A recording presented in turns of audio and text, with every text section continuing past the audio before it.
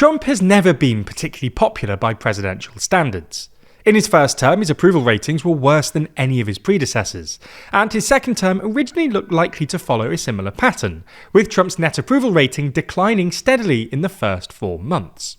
However, much to Liberals' frustration, since then, Trump's approval ratings have actually held up surprisingly well.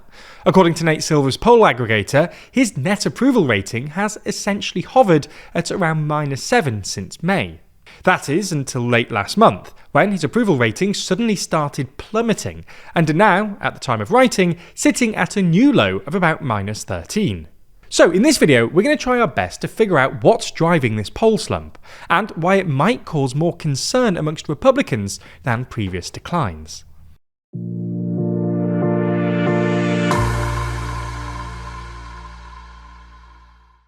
Explore which world leaders are winning and which are losing every week with our podcast, The World Leader Leaderboard. Find it over on the TLDR Podcast YouTube channel or in your favourite podcast app. So before we get into it, a quick caveat. Because Trump's recent poll slump has been so sudden, without one specific and obvious cause, it's hard to know exactly what's driving it, and the reasons we're going to offer up here probably won't amount to a total explanation. So if you think we've missed anything, leave a comment down below. Anyway, with that caveat out the way, let's get into it. The first and most significant reason we can see is how voters' priorities have changed recently. In short, voters have started to care less about immigration and more about the economy. According to YouGov, for instance, at the start of Trump's term, immigration was essentially the joint second most important issue to voters, along with healthcare, but behind the economy. Today, however, it's fallen to 4th place, behind not only healthcare and the economy, but also civil rights, with just 7% of respondents saying it's the most important issue facing America today. Conversely, the percentage of Americans citing the economy as the most important issue has risen to a new high of 38%. When digging a bit deeper into the data, this seems to be mainly because more and more Americans are concerned about the state of the job market. While Americans are still concerned about inflation and prices, the percentage citing it as the most important issue has stayed relatively steady at about 22%, while the percentage of Americans concerned about jobs and the economy has risen steadily over the past year or so. This sort of maps onto the actual economic data. While inflation is still above the Federal Reserve's 2% target, it's nonetheless lower than many economists expected given the anticipated inflationary effects of Trump's tariffs, and has hovered between 2.5% and 3% for the past year or so. Conversely, the jobs market really has got worse over the past couple of months. According to data from the Bureau of Labour Statistics, the US economy has added an average of 25,000 jobs for the past 4 months, down from a pre-Trump average of something like 150,000. Anyway, you get the idea. Voters have started caring less about immigration and more about the economy, which sort of makes sense given the state of the jobs market. Trump was underwater on both issues, but far more so on the question of the economy than immigration. Again, according to Nate Silver's aggregator, Trump's net approval rating over his handling of immigration currently sits at about -5, making it by some distance his strongest issue. Conversely, his net approval rating when it comes to the economy sits at about -17, and when it comes to inflation specifically, this number falls to a miserable -30. This is why voters' attentional pivot away from immigration towards the economy has probably pushed down Trump's overall approval rating.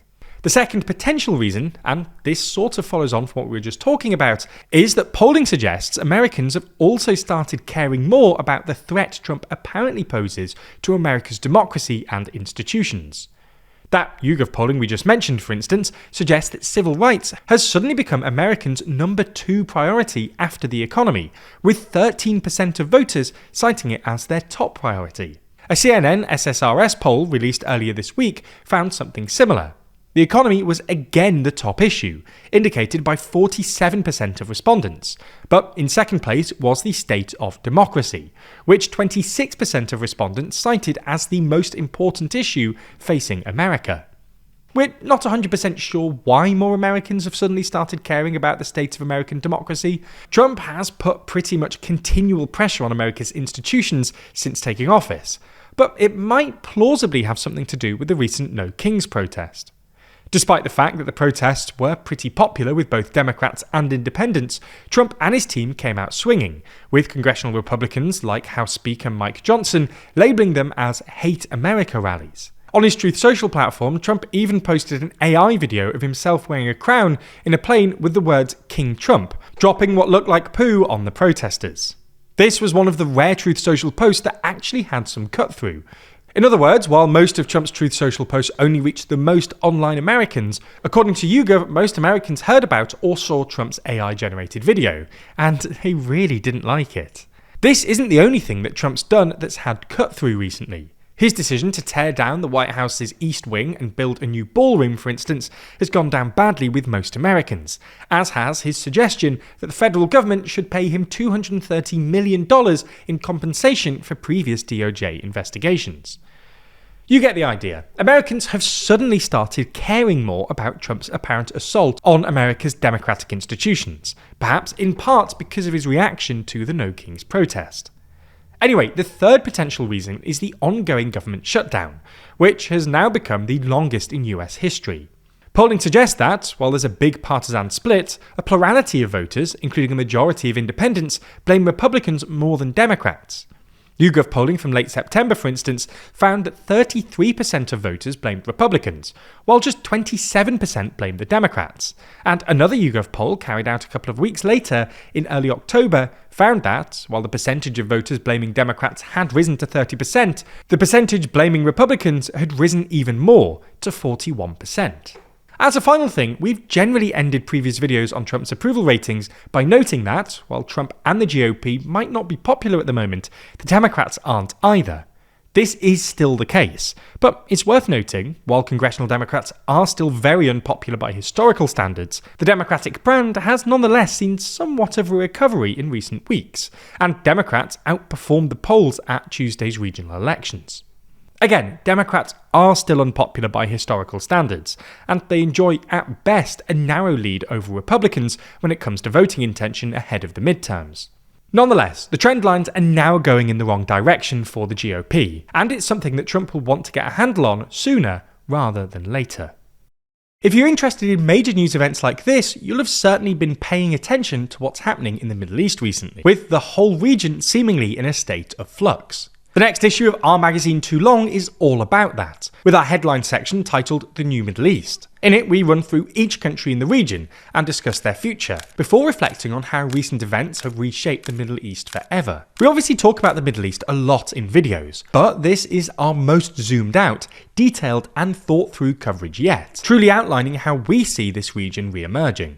It's not just that though, there's also been a whole lot of major elections this year. So in this issue we have a whole section talking about all of the major elections that have taken place this year, and how global politics has changed. There's also articles on everything from China's continued dominance, politics in the UK, and how politicians have hijacked social media. This latest issue is now available to pre-order on our website, and as always, subscribing will get you 20% off not only this copy, but also every future copy as long as you're subscribed. Plus, just this time round, we're offering bundles with our book Assembly Required and our 2026 calendar. For instance, you can subscribe to Too Long and get a copy of the book for just £43.99, or add a calendar for only a few pounds more. Anyway, click the link in the description for all of the offers, and thank you for supporting the channel.